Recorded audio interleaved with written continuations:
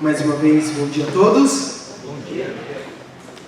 Estamos chegando na reta final das nossas conferências e Deus tem sido muito bom. Agradeço mais uma vez o privilégio de estar aqui com os irmãos.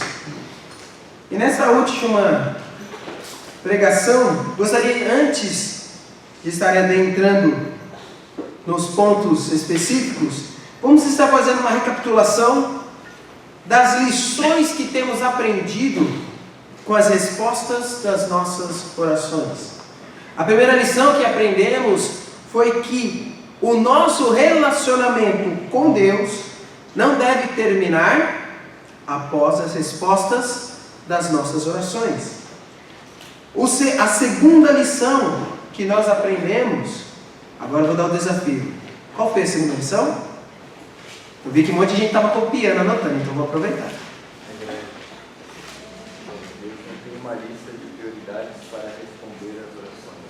Deus não tem uma lista de prioridades para responder às nossas orações. Obrigado, irmão. E ontem à noite nós vimos que as nossas orações podem colocar a nossa fé à prova.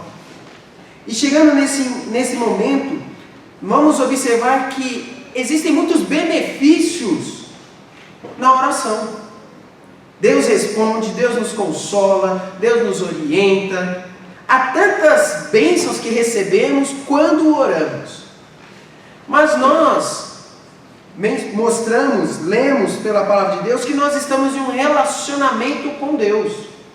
Sempre falamos que nós precisamos nos relacionar com Ele, meditar na Sua palavra para ter um relacionamento com Ele. Mas a minha pergunta é: eu tenho tantos benefícios com as orações, mas qual é a utilidade das orações para Deus? Porque em um relacionamento tem que ser algo recíproco. Eu ajudo, o meu companheiro me ajuda, meu pai me ajuda, eu ajudo. Mas quando chega no nosso relacionamento com Deus, infelizmente, a nossa cultura nos ensina que é algo parecendo uma barganha. Eu peço e Deus tem a obrigação de me responder. Por quê? Eu sou crente. Eu sou seu filho. É a obrigação de Deus me atender. Mas será que realmente é assim? Deus é obrigado a responder as minhas orações? Então, o que eu ofereço a Deus? Por que Deus tem a obrigação de ouvir as minhas orações e responder? E se Deus não responde, ficamos chateados. Quando Ele demora, murmuramos. Mas o que Deus ganha com isso?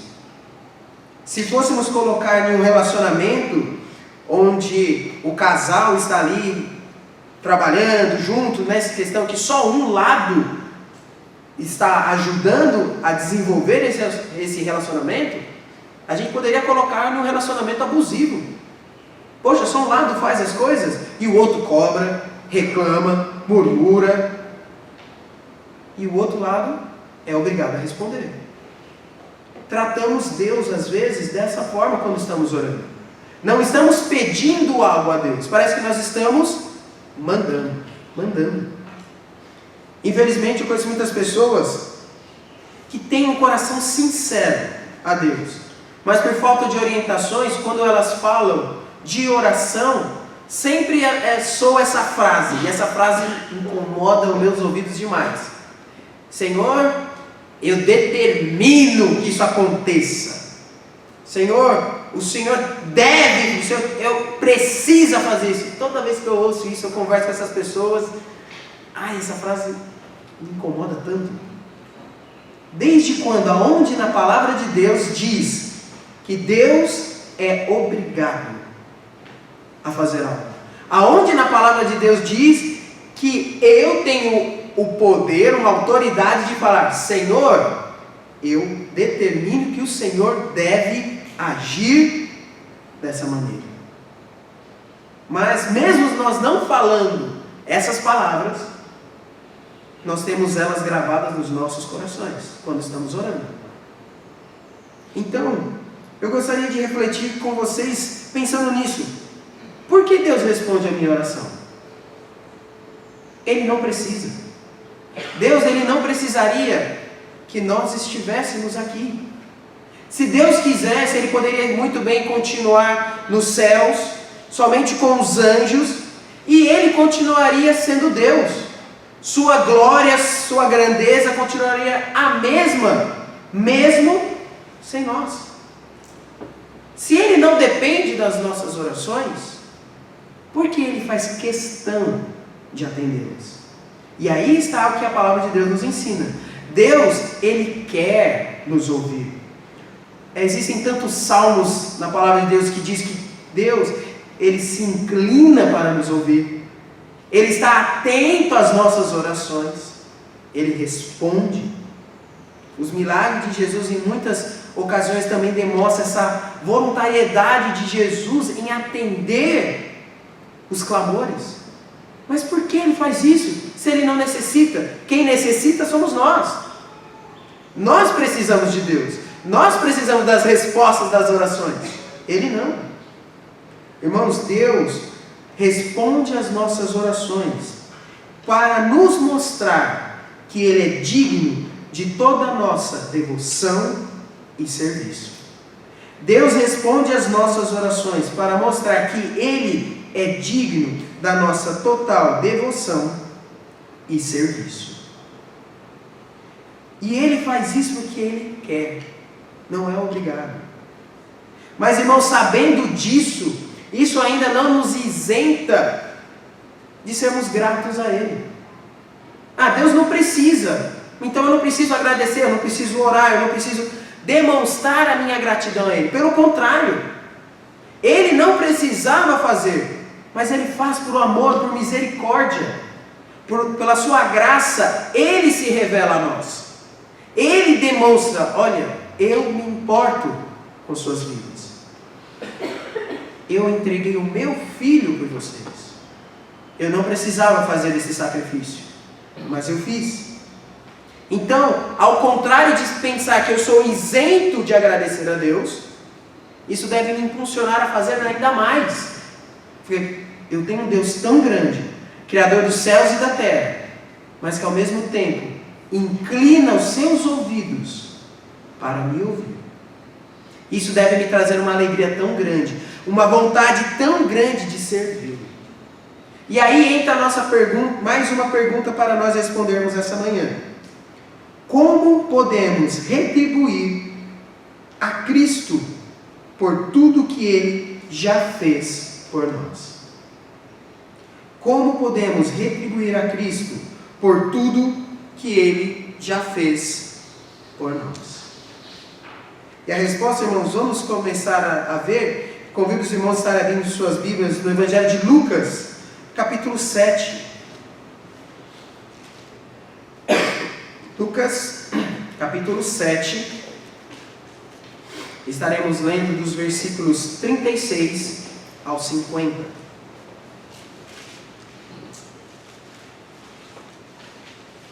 Lucas, capítulo 7, dos versículos 36 ao 50.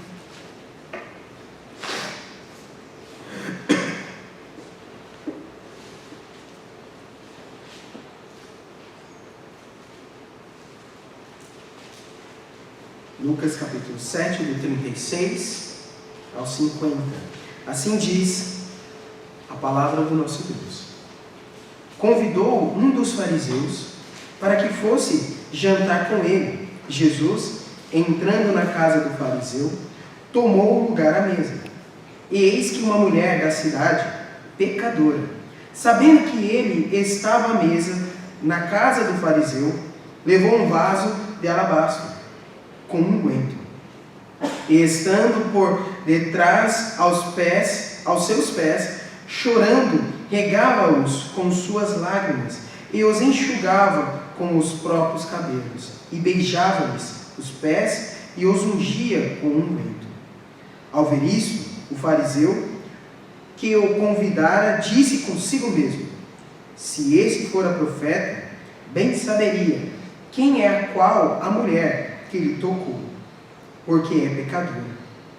Dirigindo-se Jesus ao fariseu, lhe disse: Simão, uma coisa tenho a dizer-te. E ele respondeu: Dize, ó mestre. Certo credor tinha 2 devedores. Ele devia 500 denários e o outro 50. Não tendo nenhum dos dois com que pagar, perdoou-lhe a ambos. Qual desses, portanto, o amará mais? Respondeu Simão: Suponho que aquele que a quem mais perdoou. Replicou-lhe: Julgastes bem.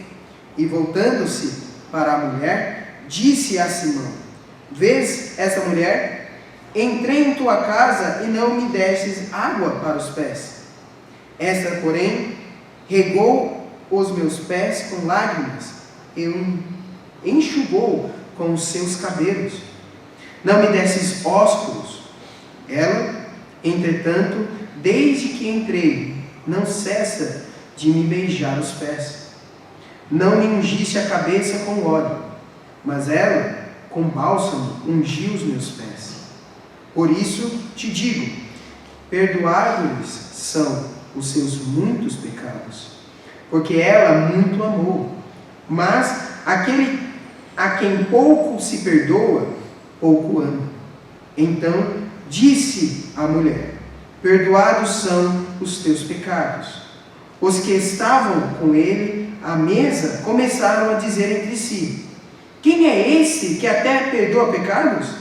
Mas Jesus disse à mulher: a tua fé te salvou, vai-te em paz. Vamos orar? Santo Eterno Deus, Pai, muito obrigado por mais esse dia. Nos ajude, Senhor, a entender que nós temos a obrigação, o dever de retribuir tantas bênçãos que o Senhor tem derramado em nossas vidas.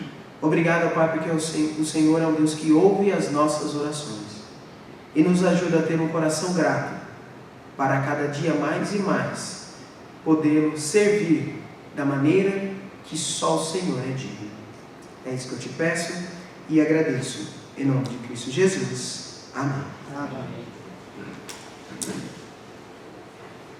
Como podemos retribuir a Cristo por tudo que Ele já nos fez? A primeira maneira é honrando a Cristo aonde e quando Ele não é honrado. Eu posso retribuir a Cristo por tudo que Ele já me fez, honrando a Ele aonde e quando Ele não é honrado. Irmãos, nós precisamos mostrar para quem estiver à nossa volta como devemos reconhecer e honrar a Cristo. Eu preciso mostrar para quem estiver à minha volta que eu devo honrar e reconhecer a Cristo. Observe aqui que o texto está demonstrando que esse fariseu, e observem que os fariseus estão bem presentes em nossas pregações, e esse fariseu convida Jesus para o seu lar, mas ele convida com outras intenções. Ele não convida Jesus para o seu lar para honrá-lo, para que ele seja o seu Senhor. Irmãos, nós também passamos por essas situações, pois existem muitas pessoas que vamos lidar na nossa vida que dizem que conhecem a Deus, que temem a Deus, mas não da maneira correta. Muitas pessoas que estarão à nossa volta vão dizer, alegar: eu temo a Deus, eu creio em Deus, mas não da maneira que Deus quer. Eles fazem isso da sua maneira. Esse fariseu convidou Jesus para a sua casa. E vamos pensar que talvez aos olhos das pessoas poderia ser um acontecimento. Nossa, os fariseus estavam atacando Jesus, brigando com ele, e de repente um deles está convidando ele para almoçar, para jantar. Nossa, que coisa maravilhosa! Mas quando Jesus entra na casa, o fariseu já tinha preparado uma armadilha. Ele queria testar a Cristo. Tanto que o texto demonstra que quando aquela mulher entra e faz todo esse processo que nós vamos ler novamente, o fariseu já lança a verdadeira intenção dele. Se ele fosse profeta, como ele diz, ele saberia quem é essa mulher. Ou seja, aquele homem nunca tinha intenção de honrar a Deus de verdade. Ele estava usando a presença de Jesus para seus próprios benefícios. E não é assim também nas nossas vidas, no nosso cotidiano? Quando é conveniente, as pessoas falam de Jesus, falam que tem fé. Por quê? Querem os benefícios de estar ao lado de Jesus. Novamente, como eu mencionei, existem pessoas que são figurinhas carimbadas das igrejas, que quando precisam, correm para a igreja, porque elas sabem do poder de Deus. Elas não são tolas de falar, Deus não faz milagres, Deus não opera nas vidas das pessoas. Elas sabem, mas querem na medida que elas acham conveniente. Eu quero estar com Jesus até o ponto que Ele é vantajoso para a minha vida. Quando chega na parte de obediência, quando chega na parte de dedicação, de devoção, aí eu acho que eu já posso sair. Esse fariseu queria manchar o nome de Cristo. E observe, irmãos, que existem muitas pessoas nessa situação. Mas também existem pessoas que infelizmente buscam a Deus de maneira errada por falta de conhecimento. Cresceram em ambientes e foram doutrinadas que Deus é dessa forma, como nós muitas vezes pensamos. Deus é um ser que está no céu, e se eu preciso de ajuda, é só chamar um gênio da lâmpada. É só esfregar e ele vai aparecer e eu posso fazer meus pedidos. Se nós, muitas vezes como cristãos, temos essa atitude, imagina as pessoas do mundo. Então, irmãos, nós precisamos ter atitudes que honrem, que revelam para essas pessoas qual é a maneira correta de honrar a Cristo. Perdão. Observe aqui então o texto, Jesus exaltando essa mulher. Pecadora? Sim. Julgada? Sim. Mas que estava dando uma lição, novamente, a um fariseu. Vimos ontem um homem que era cego, iletrado, debatendo firmemente contra os fariseus.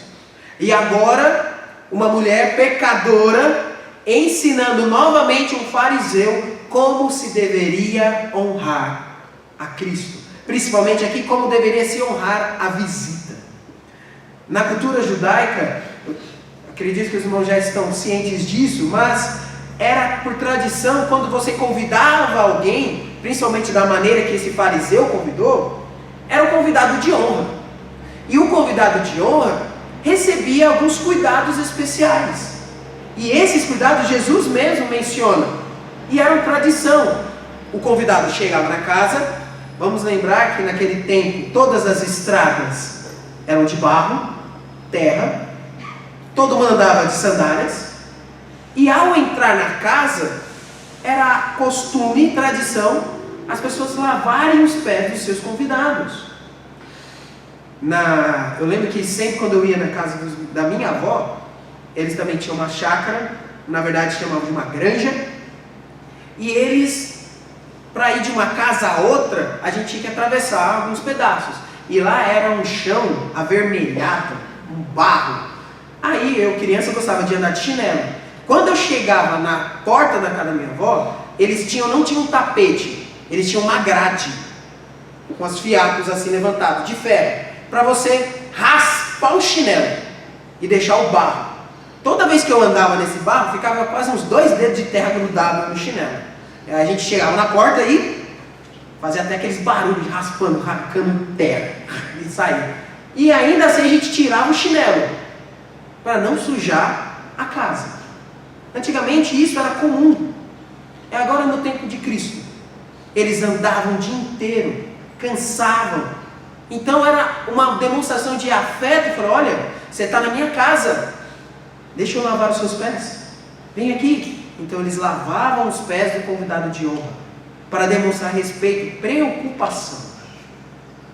E Jesus aqui exalta a mulher e alerta o homem falando: olha, você é um fariseu. Você sabe muito bem de tradição. Se tem alguém que conhece tradição, é você. Você não limpou os meus pés. Que é o mínimo que um anfitrião tem que fazer pela visita. Você não fez.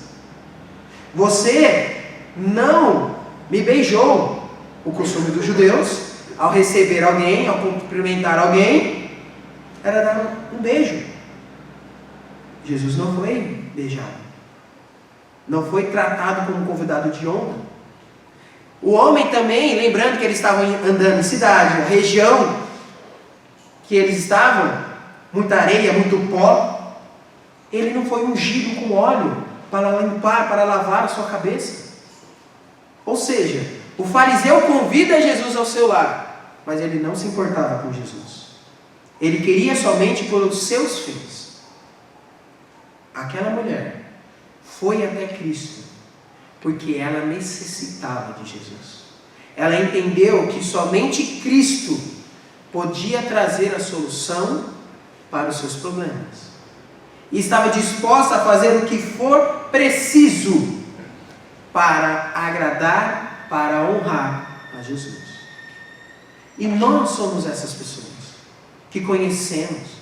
Precisamos demonstrar para quem está à nossa volta como Cristo deve ser honrado, como devemos servi-lo.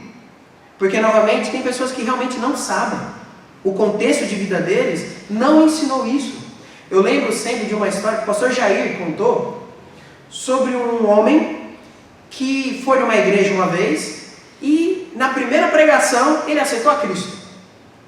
E ele, depois disso, sumiu. Passou dias, meses sem aparecer na igreja.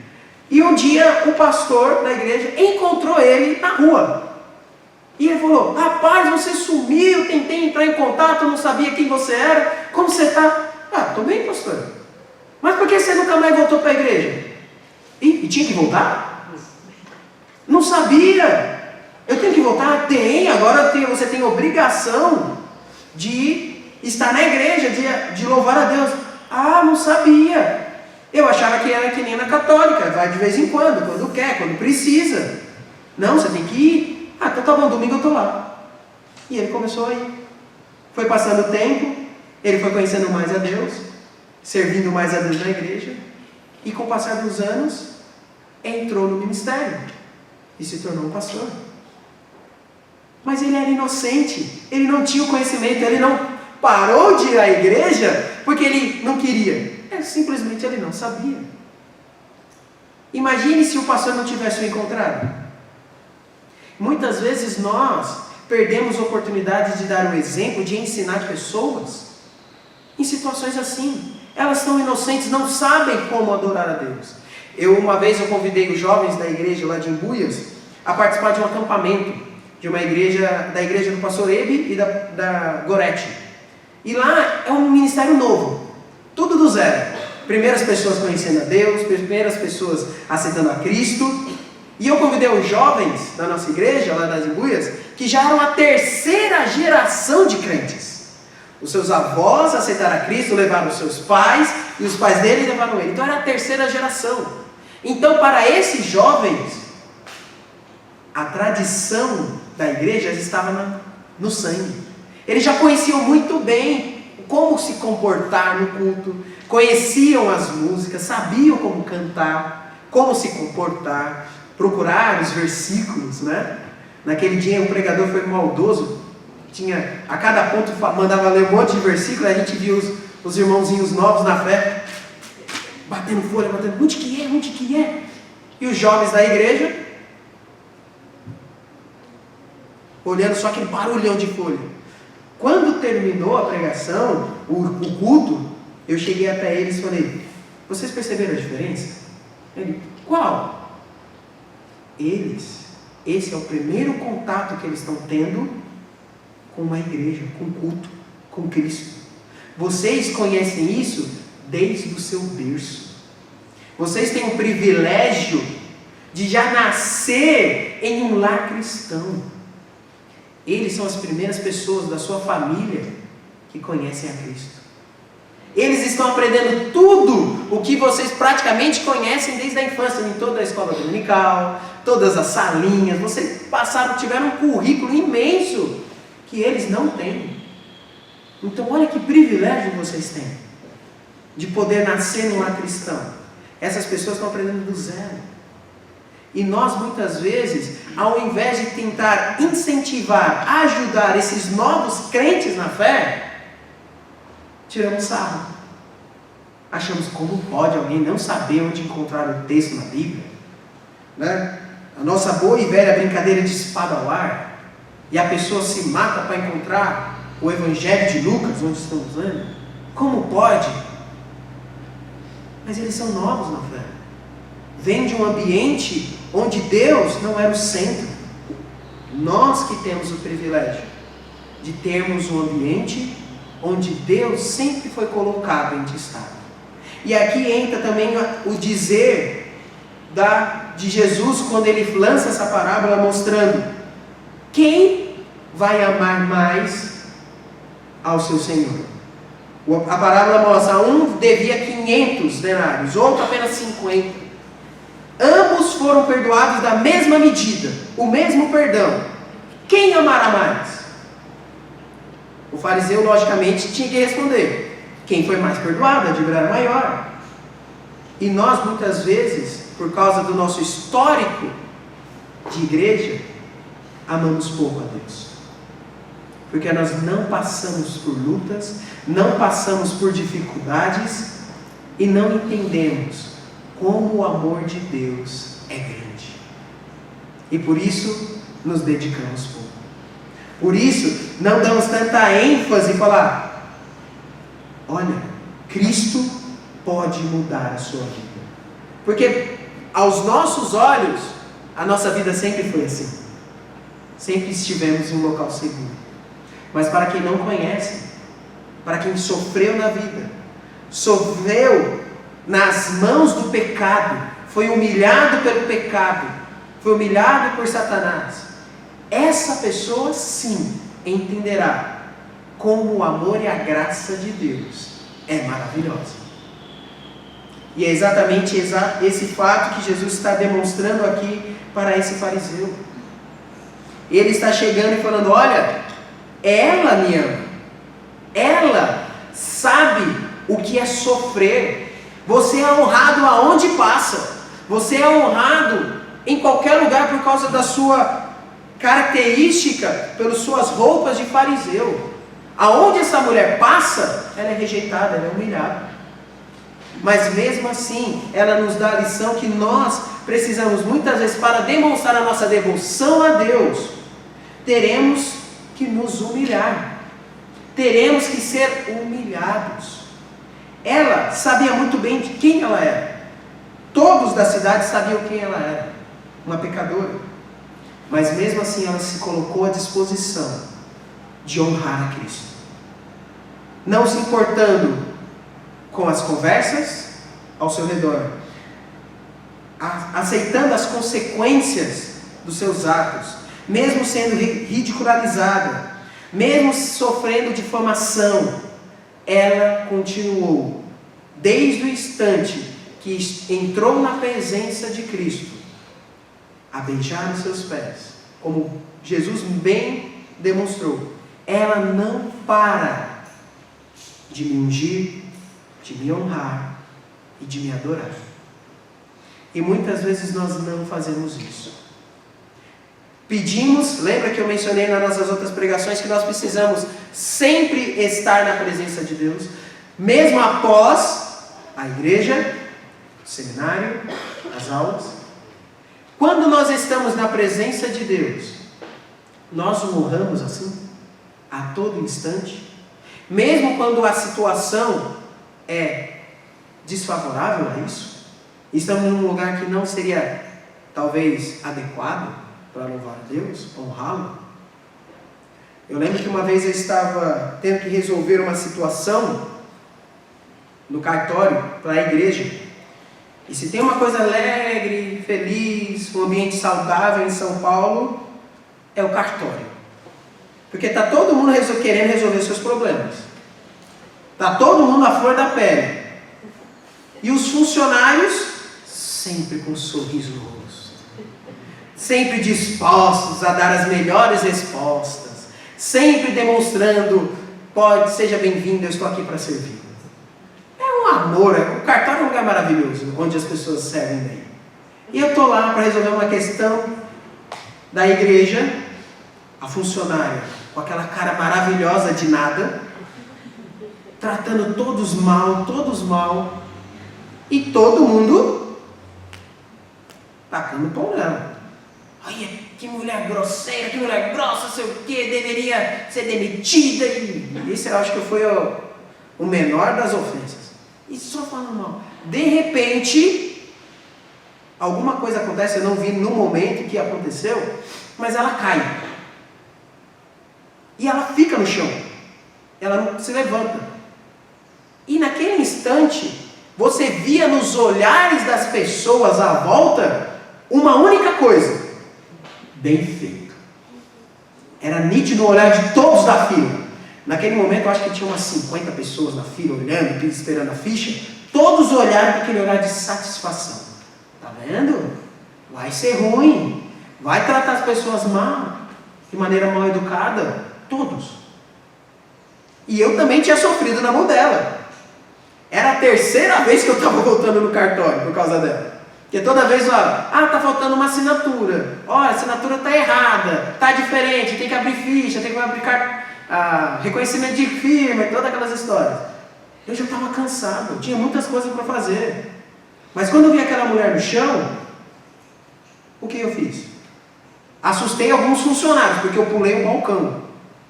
E fui ajudá-la. Falei, você está bem? Chama o segurança, por favor, para ajudar ela. Ela não está se levantando. Chama o segurança. Peguei ela, o segurança veio, colocamos ela na cadeira, ela machucou os joelhos. Perguntei, alguém sabe alguma coisa de primeiros socorros para limpar? Você quer que a gente chame a ambulância? Você está precisando de ajuda? Eu falei, não, eu estou bem. Tem certeza? Tenho. Tá, então eu vou sair daqui que eu estou no lugar errado, né? Pulei o balcão, estou todo errado aqui. Então eu vou voltar para minha filha. Pulei o balcão de novo e sentei. E fiquei quieto. Aí era um misto de olhares, alguns com raiva porque eu ajudei, e outros falando, por quê? Ninguém quer ajudar ela. Por que você fez isso? Eu precisava fazer? Não tem funcionários? Não tem os seus colegas? Não tem uma equipe lá? Eu precisava me voluntariar para ajudar? Não. Mas não é isso que Cristo me ensina? Ajudar aqueles que precisam? Demonstrar o amor que eu já recebi um dia? Irmãos, eu não estou dizendo isso para me gloriar, mas estou dizendo que foi no automático. Quando eu percebi, eu já estava pulando o balcão para ajudar. Por quê? É isso que o nosso Deus quer de nós. Eu não precisava, mas é isso que Deus quer. Aquela mulher não poderia ter buscado a Cristo em qualquer outro momento? Sim. E era a coisa mais fácil, naquela situação, saber quando Jesus estava na cidade. Por quê? Jesus aparecia, uma multidão chegava atrás dele. Muitas pessoas apareciam, então ela só precisava ficar atenta.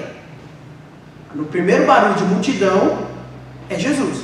Então é só ir lá. Eu posso ficar de longe olhando, ver aonde ele vai repousar. Eu posso ficar aproveitando uma oportunidade quando ninguém estiver olhando, chegar até ele e falar, Senhor, me perdoe. Poderia? Claro. Nicodemos não fez isso? De longe, um fariseu, buscou a Deus, buscou a Jesus, à noite, quando ninguém ia ver. Um homem estudado, conhecedor da lei, fez isso. Porque uma pecadora não poderia fazer o mesmo. Mas ela entendeu. Se eu quero buscar a Deus, deve ser da maneira correta. Se eu tiver que me humilhar para isso, que assim seja, eu vou fazer.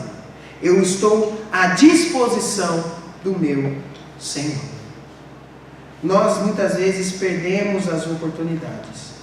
Eu tenho que ter consciência que também Deus, Ele vai me honrar pela essa minha atitude. Mesmo tendo consciência também que Deus nunca irá se esquecer da minha devoção. Eu não posso esquecer que Deus sempre honrará os seus servos fiéis. Essa mulher foi buscando perdão, buscando uma oportunidade, e foi exatamente isso que ela obteve. O texto final fala, ela buscou e Jesus falou, filha, perdoados são os seus muitos pecados, pode ir em paz. Ela obteve aquilo que ela mais desejava, mas sem antes passar por humilhações, por devoção, ser humilhada, constrangida. Mas será que não valeu a pena? Passar por todo esse sofrimento, por toda essa humilhação, será que não valeu a pena? Ela conseguiu aquilo que ela mais desejava, que era o perdão dos seus pecados. Então, valeu a pena. O que eu preciso fazer, o que eu posso fazer para agradecer, para retribuir tudo aquilo que Cristo já nos fez? Honrá-lo. Honrá-lo quando o ambiente, quando a situação não for favorável. E a segunda coisa que nós podemos fazer para retribuir é parando de colocar desculpas e impedimentos para servir. Parando de colocar desculpas e impedimentos para servir. Vamos estar olhando no capítulo 4 ainda de Lucas. Lucas capítulo 4. Leremos 2 versículos apenas aqui. Lucas 4, do versículo 38 a 39.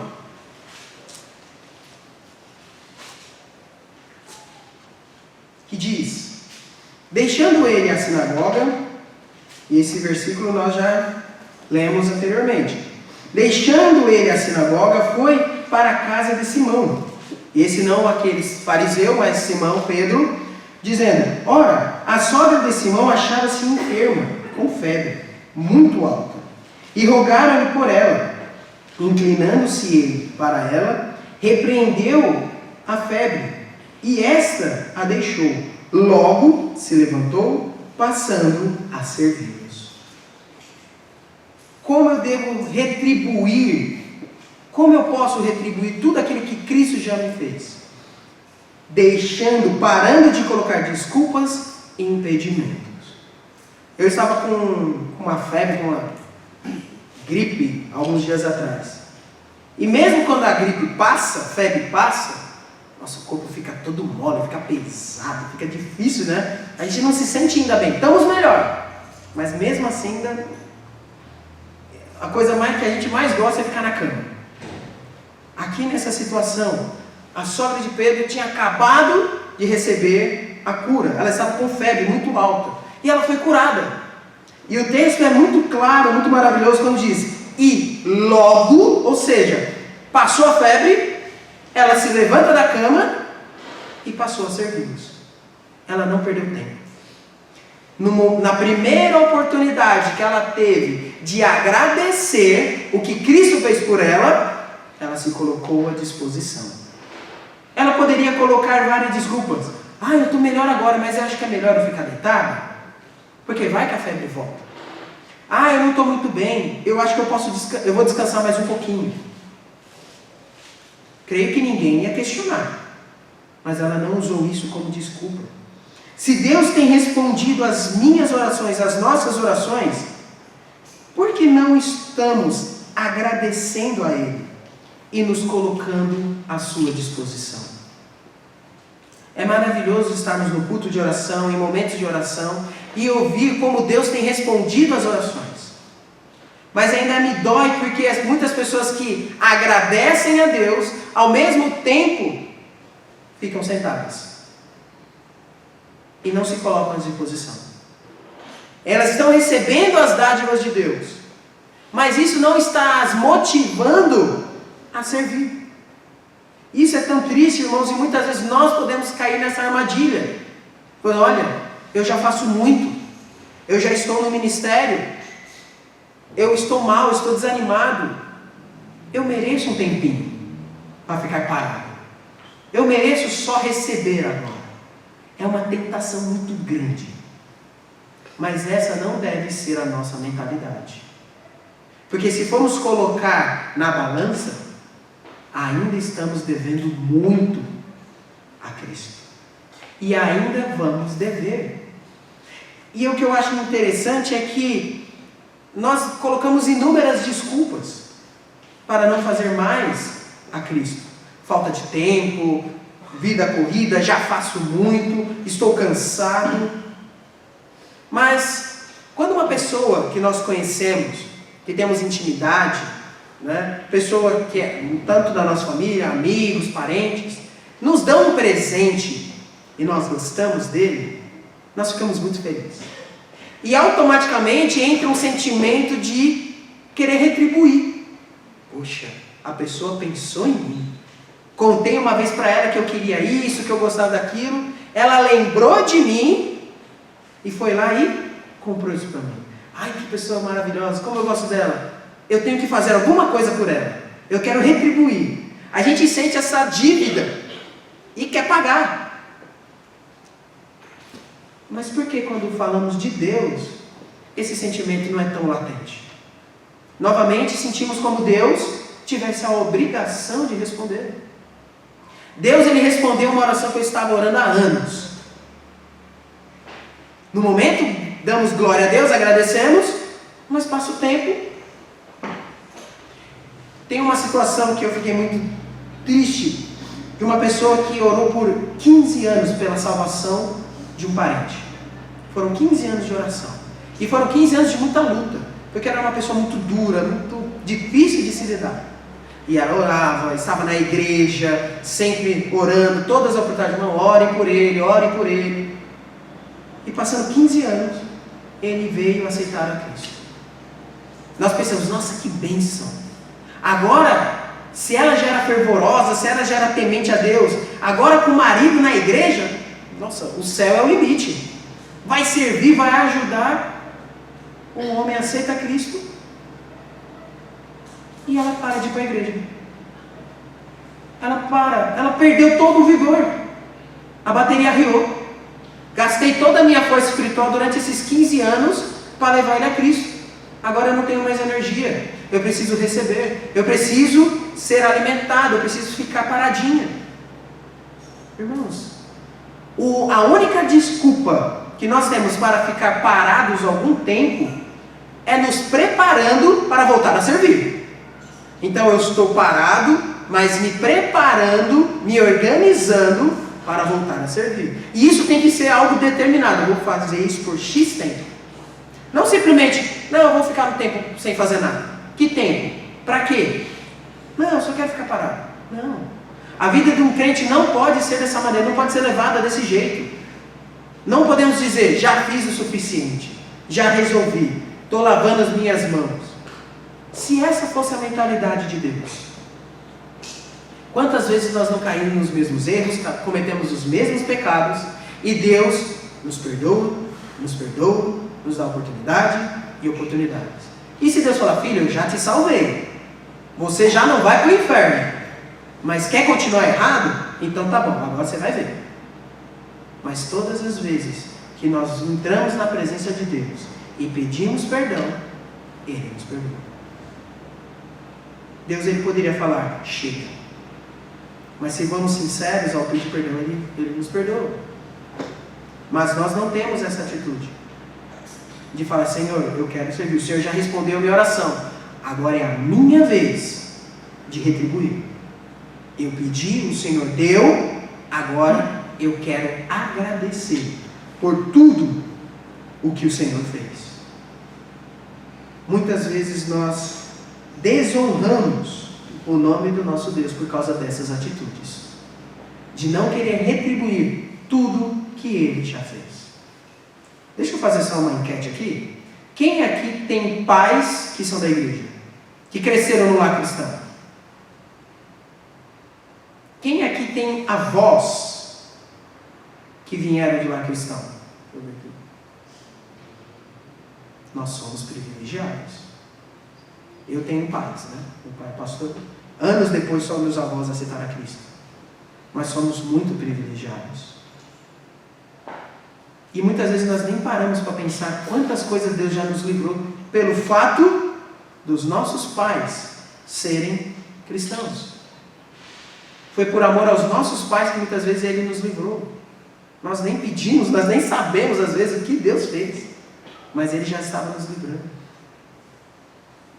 Irmãos, nós temos uma dívida eterna com Deus. Ele enviou o seu próprio Filho para morrer por nós. Uma vez eu conversei com um senhor e eu falei, olha, o amor de Deus é completamente diferente, porque eu sou pai. E se alguém chegar para mim e falar, olha, para salvar a vida do fulano, seu filho vai morrer. Eu vou chegar para ele, meu querido, que morra. Eu não vou fazer meu filho morrer por você. Eu gosto muito de você, mas o meu filho, eu não vou sacrificar por você. Eu estou falando isso por pai, eu não consigo. Mas Deus demonstrou esse amor para pecadores, pessoas que o odiavam, que estavam longe dele. Deus falou, eu entrego o meu próprio filho em amor a vocês. Isso não é digno de total devoção e serviço? Então o que estamos esperando para dedicar a nossa vida a eles, a nosso Deus? Ele nos deu tudo. Nós somos os devedores. E muitas vezes nós pedimos, oramos, Deus atende, e isso deve nos impulsionar a servi-lo cada vez mais e mais. Será que eu tenho essa consciência? A lição que as orações nos deixam, elas nos servem como combustível para continuar honrando e glorificando o nosso Deus, porque Ele é o único digno do nosso louvor e da nossa vida, do nosso serviço. Se eu às vezes questiono, se eu às vezes murmuro, eu devo repensar os meus pensamentos, as minhas convicções. Lições que nós podemos entender através dessa meditação. As respostas das nossas orações devem nos impulsionar a servir a Cristo. Temos a oportunidade de mostrar como Cristo deve ser reconhecido e honrado. Não esperar algo acontecer de ruim para começar a servi-lo, mas buscá-lo por alegria e gratidão. Que nós possamos colocar a nossa vida no altar de Deus, gratos por tudo que Ele já nos fez.